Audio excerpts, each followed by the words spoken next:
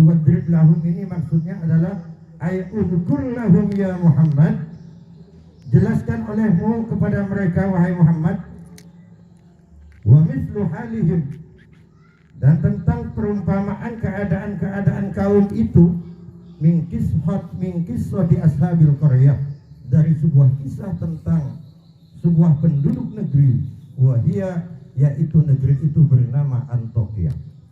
Jadi di dalam Yasin ini ada sebuah negeri diceritakan nama negerinya Antokia.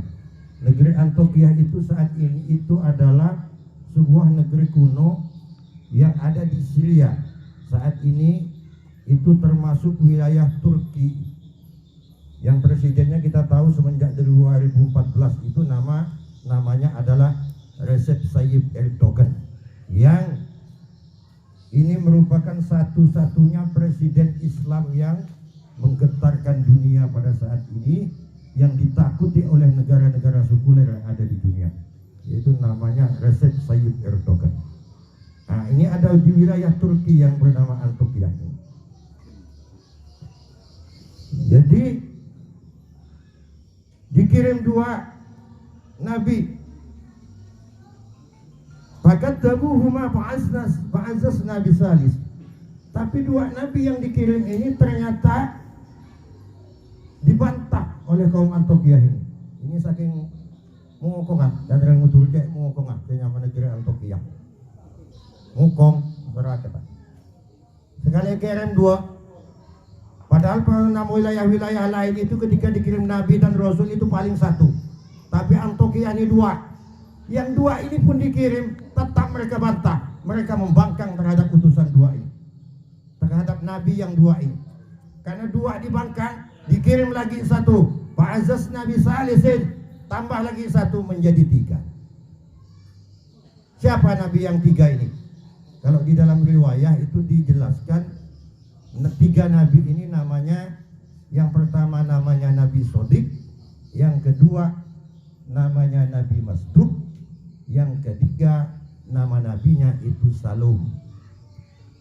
Tetapi di riwayah lain, nabi yang ketiga ini katanya bukan Salum, bukan Nabi Salum namanya, tetapi Nabi Sam'un. Itu di riwayah lain oleh ulama. Itu ada yang mengatakan Nabi Salum, ada yang mengatakan Nabi Sam'un.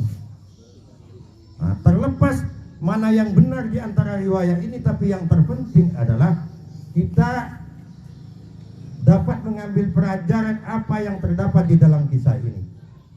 Ternyata di dalam kisah ini dari Yasin ayat 13 sampai Yasin ayat 30 ini menceritakan tentang Antokia ini. Jadi kalau saya baca ini di kitab tafsir Yasinnya ini tidak akan selesai satu malam. Makanya akan saya jelaskan rangkumannya. Apa isi cerita tentang Antokia ini agar kita semua tahu terhadap maksud dari ayat yang dijelaskan di dalam surah Yasin ini. Jadi kaum Antokia ini adalah termasuk salah satu kaum yang sangat masyhur pembangkangannya terhadap utusan-utusan Allah Subhanahu wa ta'ala. Ketika diutus dua utusan ini di dalam perjalanan, Nabi Sodik dan Masduq ini ketemu dengan seorang laki-laki yang mengembala kambing. Siapa namanya? Dialah Habib An-Najjar namanya. Ternyata di situ ada orang yang beriman, seorang syekh, seorang tokoh di situ yang kerjanya mengembala kambing, namanya Habib An-Najjar.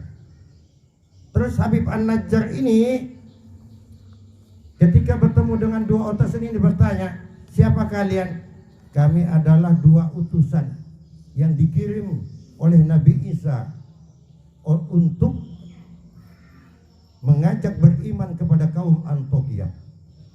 Kalau memang kalian diperintahkan seperti itu oleh Nabi Isa, apa yang akan kalian andalkan untuk mengajak orang Antokia supaya beriman? Dijawab oleh kedua Rasul tadi, kami diberi kelebihan oleh Allah Subhanahu wa ta'ala. Kami bisa menyembuhkan orang yang sakit, bahkan kami bisa menghidupkan orang yang mati. Kalau memang seperti itu kata Habib An-Najjar ini, aku ingin membuktikan kepada kalian.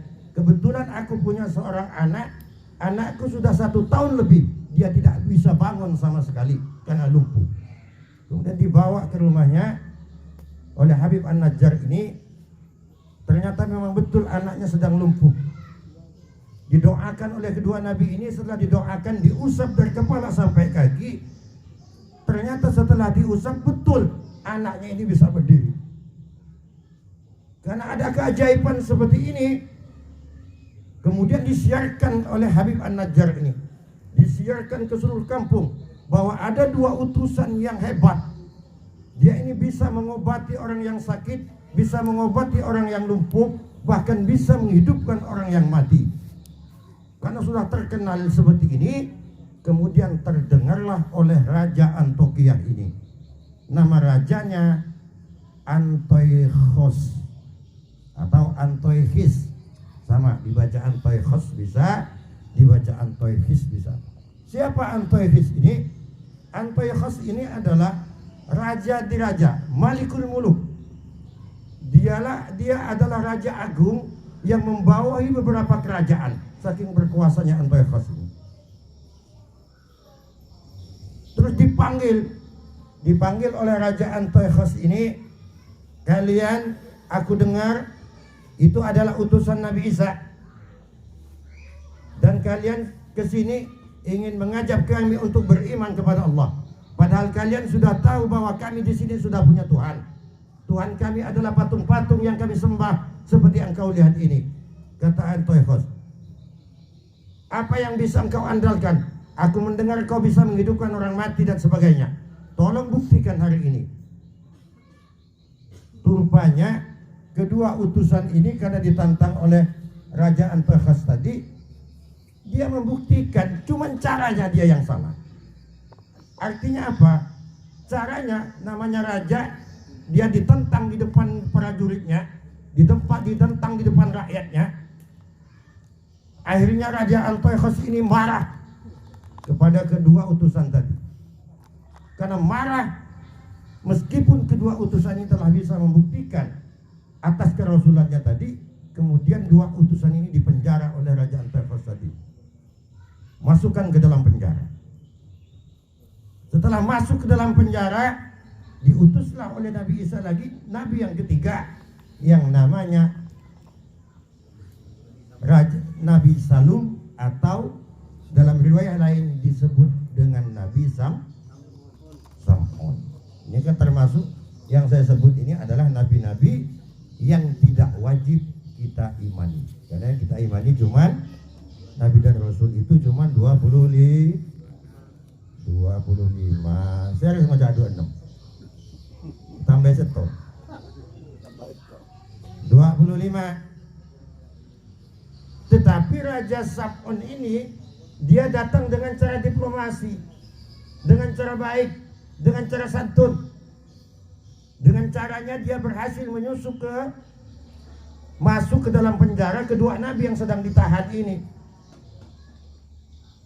Kemudian oleh Nabi Sam'un dijelaskan kepada 2 nabi tadi, kalian salah, bukan seperti itu cara dakwah. Dakwah itu tidak bisa dengan keras, dakwah itu tidak bisa dengan maki-maki dan sebagainya. Kalian harus berdakwah dengan hikmah. Itu kata Sam'un. Kemudian dikasih cara, diberi taktik cara oleh Nabi Sam'un. Nanti aku akan menghadap Raja Antiochos. Kalian ketika nanti aku tanya di depan Raja Antiochos tadi, kalian harus jawab seperti ini. Diajar oleh Nabi Sam'un tadi. Kemudian menemui raja dengan diplomasi yang baik yang dilakukan oleh Raja Sam'un ini, berhasil ketemu dengan raja tadi. Akhirnya raja tadi bisa menerima Sam'un, dihidang dan sebagainya sebagaimana tamu agung yang nama Sam'un ini. Sesudah itu kemudian Sam'un ini memuji tentang keberhasilan pembangunan dan sebagainya yang dilakukan oleh Raja Antiochos tadi.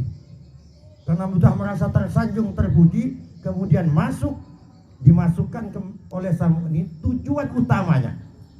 Dia datang ke situ, misinya adalah Yang pertama ingin membebaskan kedua utusan tadi, yang kedua bagaimana Raja Antiochus ini bisa beriman kepada Allah Subhanahu wa taala.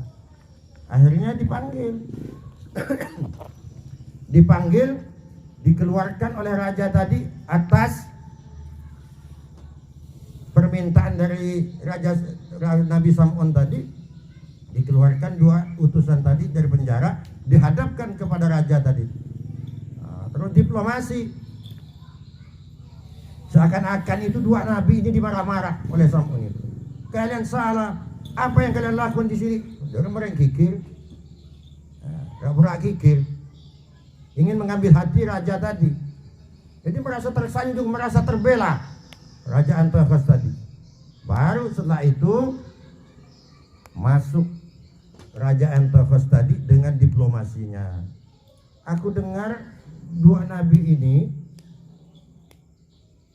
bisa menghidupkan orang mati, bisa mengobati orang yang lumpuh dan sebagainya.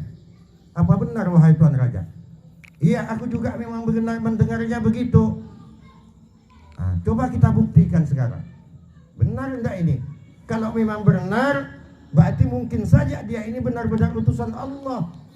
Kata Sam'un, kata Nabi Sam'un. Akhirnya ditantang oleh sang raja.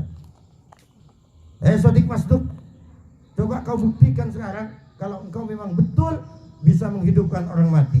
Anakku telah mati 1 tahun lebih. Coba engkau hidupkan kembali. Karena di zaman itu orang mati tidak dipendam ke tanah seperti kita, tetapi dibuatkan model piramid kayak di Mesir.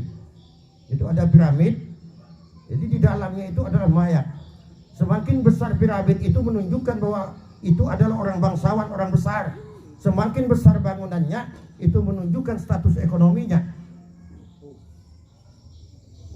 Diambil si anak tadi yang sudah mati, dihadapkan di depan raja dan di depan ketiga nabi tadi, disaksikan oleh rakyat dari Antiochus tadi.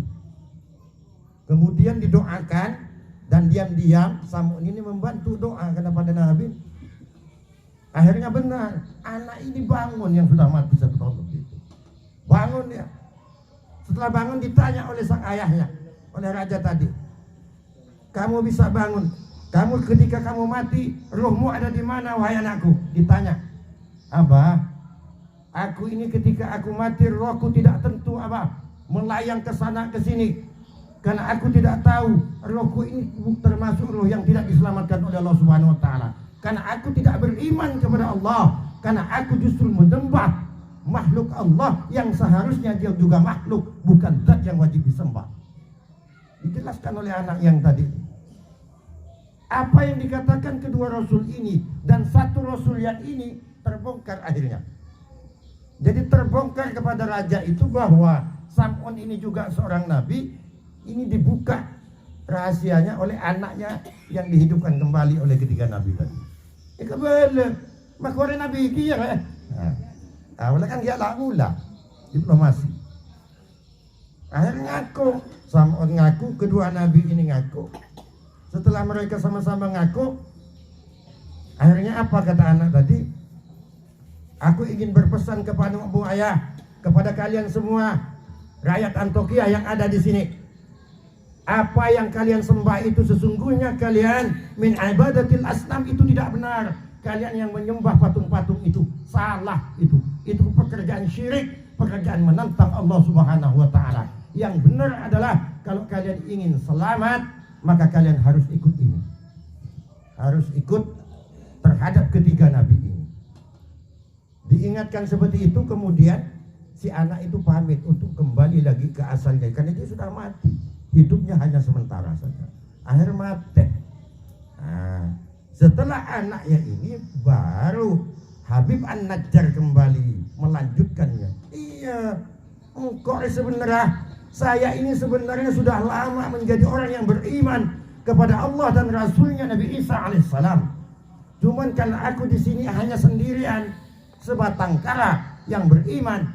Seluruh masyarakat Antioquia ini mereka penyembah berhala yang tidak beriman kepada Allah Subhanahu wa taala. Maka aku beribadah diam-diam. Padahal sesungguhnya aku ini sudah dari dulu, aku adalah seorang hamba yang beriman kepada Allah Subhanahu wa taala. Mendengar pengakuan itu, mendengar ajakan ini dari Habib An-Najjar ini, apa yang dilakukan oleh raja tadi?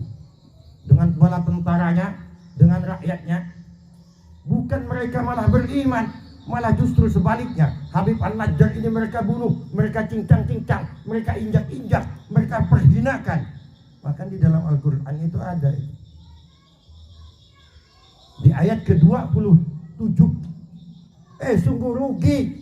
sungguh rugi umatku Antiokhia ini tidak beriman. Ternyata aku meskipun dicincang ketika aku hidup, aku dimasukkan ke surga oleh Allah Subhanahu wa taala dengan kenikmatan yang sangat mulia, kata Habib An-Najjar tadi. Jadi sampai Habib An-Najjarnya dibunuh, sampai pembuktian orang yang mati bisa hidup, membuktikan kerasulan dari ketiga rasul ini, tetap mereka tidak beriman. Maka hubungannya adalah korinana dari apa yang kita sampaikan ini adalah tidak terlepas dari ayat sebelumnya. A'andartahum am lam tundirhum la yu'minun. Yang namanya orang kafir ini, mau diingatkan ataupun tidak, mereka tidak akan pernah beriman. Tetapi kan ada, Ustaz, ada orang kafir ternyata biasanya beriman, jadi mu'allaf dia. Kalau ada orang kafir yang beriman, itu kata Al-Quran, wal mu'allafatu qulubuhum, yaitu orang-orang yang dilembutkan oleh Allah Subhanahu wa taala hati-hati mereka. Memang orang-orang pilihan, kemudian diberi hidayah, hikmah oleh Allah Subhanahu wa taala. Kalau tidak karena itu, maka tidak akan pernah yang nama orang kafir itu beriman kepada Allah Subhanahu wa taala. Itu sudah dijelaskan di dalam Al-Quran. Artinya apa? Ketika ada orang yang beriman, ketika ada orang yang tidak beriman, itu semuanya dari Allah Subhanahu wa taala. Walau syaa Allahu la ja'alakum ummatan wahidah. Ketika Allah berkehendak, bisa Allah itu menjadikan umat ini menjadi umat yang satu. Semuanya Islam, dari Nabi Adam sampai nanti hari kiamat, tak ada orang kafir, semuanya orang Islam semua. Allah itu Maha Kuasa. Bisa. Tetapi kenapa ada orang yang beriman, ada orang yang tidak? Karena hidup ini adalah perjuangan. Hidup adalah tempat kita mengumpulkan ilmu, mengumpulkan kebaikan. Hidup adalah tempat kita berpikir, tempat kita memilah mana yang baik, mana yang tidak. Kita diberi akal dan pikiran oleh Allah Subhanahu wa taala.